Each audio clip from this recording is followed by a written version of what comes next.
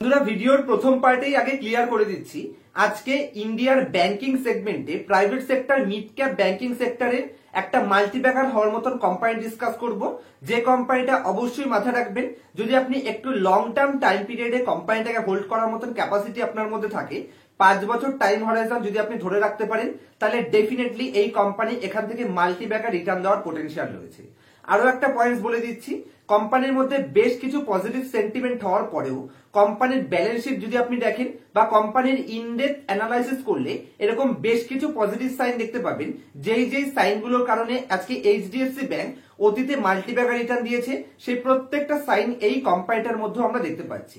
তাতে কোম্পানির কাসা রেশিওর কথা বলেন, কোম্পানির রিটেল সেক্টরে এন্ট্রির কথা বলেন, বা কোম্পানির যেই পজিটিভ সাইন থাকা দরকার এনপিএ রেশিওর কথা বলেন, প্রত্যেকটা সাইন কোম্পানির মধ্যে পজিটিভ রয়েছে।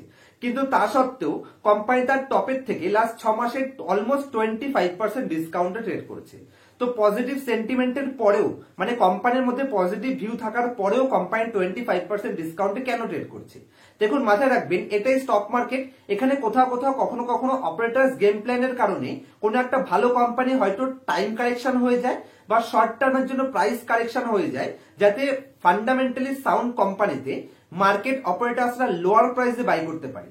যে কারণে এই ধরনের কোম্পানি যদি আপনি একটু লম্বা টাইম হরাইজন রাখেন, ডেফিনেটলি কোম্পানিতে পজিটিভ সাইন আছে, প্রাইস অ্যাপ্রিসিয়েশনের চান্স রয়েছে। কোম্পানির কি প্রাইস অ্যাপ্রিসিয়েশনের চান্স রয়েছে, কেন আমি মনে করছি এখান থেকে মাল্টিব্যাগার হতে পারে, সেই প্রত্যেকটা ডেটা আমি আপনার সাথে ক্লিয়ার করব যে কি পজিটিভ সাইন কোম্পানির মধ্যে আছে।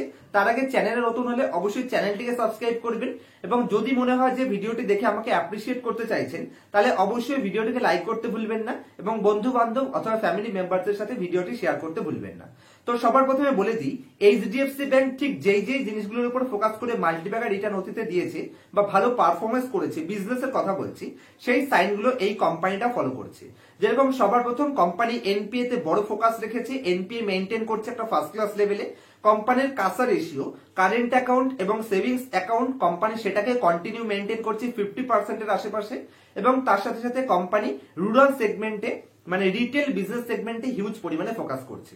তো আসুন একটা করে ডেটা আপনার সাথে শেয়ার করি।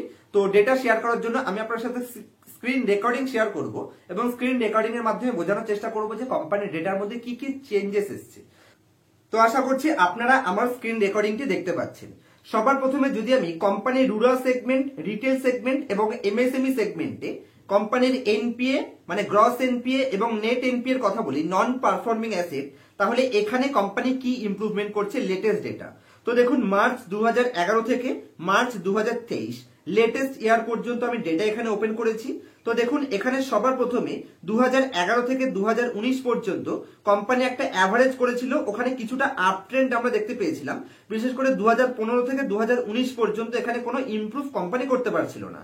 কিন্তু 2019-এর পরে 2020-তে কোম্পানি, দেখুন এখানে যদি আমি কোম্পানির নেট এনপিএ দেখি, 1.24% থেকে ডাউনে এনে 0.67% আনলো, এবং কোম্পানির গ্রস এনপিএ যদি আমি দেখি, তাহলে গ্রস এনপিএ 2.18% থেকে 1.77%। সদ্য কোম্পানি ইমপ্রুভমেন্ট স্টার্ট করেছিল, সেখান থেকে প্যান্ডেমিকের কারণে হঠাৎ করে কোম্পানির বড় ফল আসার কারণে দেখতে পাচ্ছেন গ্রস এনপিএ এবং নেট এনপিএ হঠাৎ করে 2023-এ বিশাল বড় আপটিক নিয়ে নেয়, যেখানে 4.1% কোম্পানির গ্রস এনপিএ চলে যায় এবং 1.9% কোম্পানির নেট এনপিএ চলে যায়। কিন্তু সেখান থেকে ব্যাক টু ব্যাক লেটেস্ট 2 বছরে মার্চ 2022 এবং মার্চ 2023-এ 4% থেকে কোম্পানি গ্রস এনপিএ নামিয়ে 1.65% এনেছে, এবং নেট এনপিএ 1.9% থেকে কোম্পানি ডাউনে এনে 0.55% করেছে।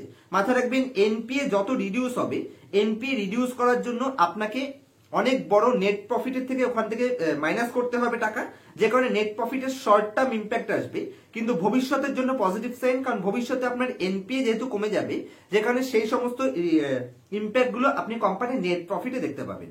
তো যে হিসেবে কোম্পানি ব্যাংক বুক ক্লিন করছে, তো ডেফিনেটলি কোম্পানি লং রানে ভালো পারফরমেন্স করার জন্য রেডি হচ্ছে, ব্যাংক বুককে ক্লিন করছে। নেক্সট ডেটা যদি আমি আপনাদের নিয়ে আসি, তাহলে এখানে আপনারা ভালো করে দেখুন, কোম্পানি যদি আমি রিটেল সেগমেন্টে কোম্পানির ডিপোজিট দেখি, রিটেল ডিপোজিট কোম্পানি কি হিসাবে ইমপ্রুভ করেছে, কন্টিনিউয়াসলি কিন্তু কোম্পানি আপটিক দেখিয়েছে। 2018 থেকে 2023 লাস্ট 5 বছরের ডেটা যদি আমি ওপেন করি, তাহলে দেখুন এখানে কোম্পানি কি হিসেবে গ্রোথ করেছে, সরি 18, 19, 20, 18, 19, 20, 21, 22, 23, হ্যাঁ অ্যাভারেজ 5 বছর আর লেটেস্ট ইয়ার। তাহলে দেখুন কোম্পানি কি ইমপ্রুভ করেছে, 28,370 থেকে কোম্পানি রিটেল ডিপোজিট বুককে 1,36,812 কোটিতে নিয়ে চলে গেছে।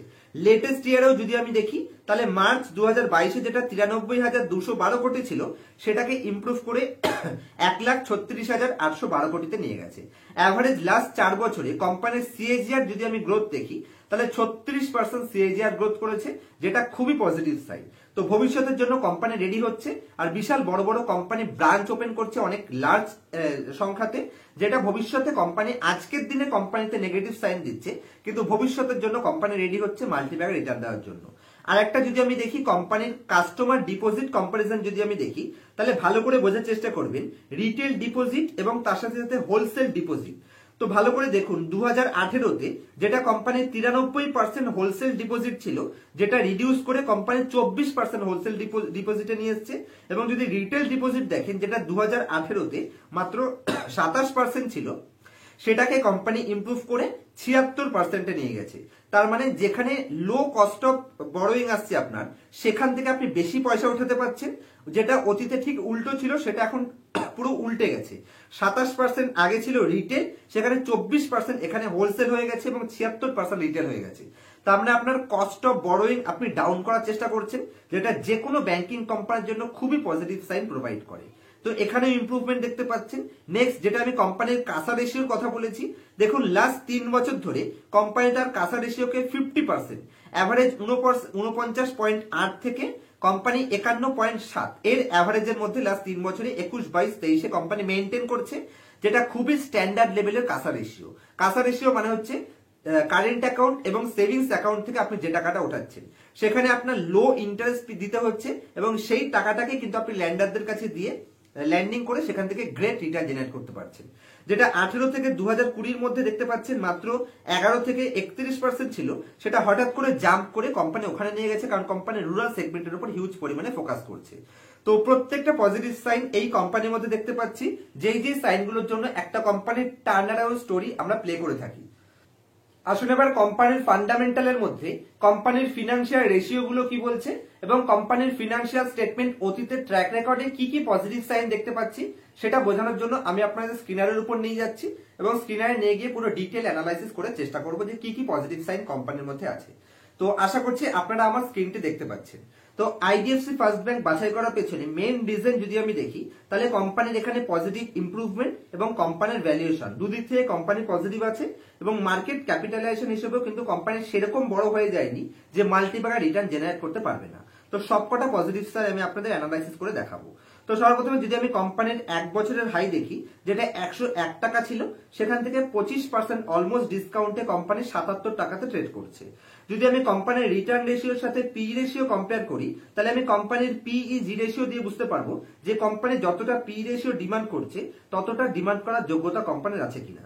যেটা কোম্পানির পিই/জি রেশিও বলছে যে এই যে 18.6 এর পিইতে কোম্পানি ট্রেড করছে, সেই হিসেবে কোম্পানির রিটার্নে ইমপ্রুভমেন্ট অনেক বেশি আছে, রিটার্ন গ্রোথ অনেক বেশি আছে। তো কোম্পানির পিই/জি বলছে যে রিটার্ন রেশিও হিসেবে পি রেশিও সস্তা রয়েছে। তো ডেফিনেটলি পি রেশিও হিসেবে আপনার কোনো ডাউট থাকা উচিত নয়। যদি আমি ইন্ডাস্ট্রির পির সাথে কম্পেয়ার করি একটু বেশি মনে হতে পারে, কিন্তু ইন্ডাস্ট্রির তুলনায় যেহেতু ফাস্ট গ্রোথ করছে যে কারণে এই পি রেশিও ডিমান্ড কোম্পানি করতে পারে। যদি আমি কোম্পানির রিটার্ন অন অ্যাসেট দেখি, বিশাল বড় এনপিএ তে ফোকাস করার পরেও, ব্রাঞ্চেস ওপেন করার পরেও কিন্তু company 1.23% return on asset maintain করছে। যদি আমি রিটার্ন অন ইকুইটি দেখি 11.5%-এর আশেপাশে রিটার্ন অন ইকুইটি জেনারেট করছে, যেটা ইন্ডাস্ট্রি স্ট্যান্ডার্ড লেভেলের আশেপাশে পজিটিভ সাইন। যদি আমি কোম্পানির কোয়ার্টারলি রেজাল্টে আসি তাহলে কোয়ার্টারলি রেজাল্ট এখানে আমাকে কি সাইন দিচ্ছে, টপ লাইন যদি আমি দেখি কন্টিনিউ গ্রোথ করছে, এবং লেটেস্ট কোয়ার্টারও কিন্তু ইয়ার অন ইয়ার বেসিসে company highest ever top line post করে আছে 3,900 থেকে 4,500, সেখান থেকে 6,400। লেটেস্ট কোয়ার্টারে যদি আপনি দেখেন তাহলে মার্চ 2024-এ লাইফ টাইমে highest ever top line company post করেছে। যদি আমি কোম্পানির বটম লাইনে আসি, বটম লাইন কিন্তু হাইয়েস্ট এভার নেই, 816 কোটি থেকে 732 কোটি, একটু ডাউনে এসছে। কেন? টপ লাইন বাড়ার কারণেও ডাউনে, বাড়ার পরেও ডাউনে এসছে। এনপিএ আমি আপনাদের দেখিয়েছি যে যেহেতু কোম্পানি এনপিএ তে ফোকাস করছে, যে কারণে শর্ট টার্মের জন্য কোম্পানির প্রফিটের সামান্য প্রবলেম এসছে। ভবিষ্যতে এটা কিন্তু ম্যাচ হয়ে যাবে, তখন শেয়ার প্রাইস আর এই ভ্যালুয়েশন আপনি পাবেন না। যদি আমি কোম্পানির প্রফিট এন্ড লস স্টেটমেন্টে ইয়ার অন ইয়ার বেসিসে যদি আমি দেখি, তাহলে 8,500 থেকে 9,000, সেখান থেকে 12,000, 16,000, একটু ডাউনে প্যান্ডেমিকের কারণে একটু ডাউনে এসেছিল, সেখান থেকে 17,000, 22,000, আর লেটেস্ট যদি আমি দেখি তাহলে সুপার ডুপার গ্রোথ করেছে 30,325 কোটি। কোনো ডাউট নেই যে কোম্পানি ফাস্টেস্ট গ্রোথ করেছে। যদি আমি কোম্পানির নেট প্রফিট দেখি, তাহলে মাঝখানে পজিটিভের পরে মাঝখানে কিছুটা ডাউনে চলে এসেছিল নেগেটিভ, কিন্তু সেখান থেকে কন্টিনিউয়াসলি ইমপ্রুভ করে লাস্ট 4 বছরে company highest ever bottom line post করেছে।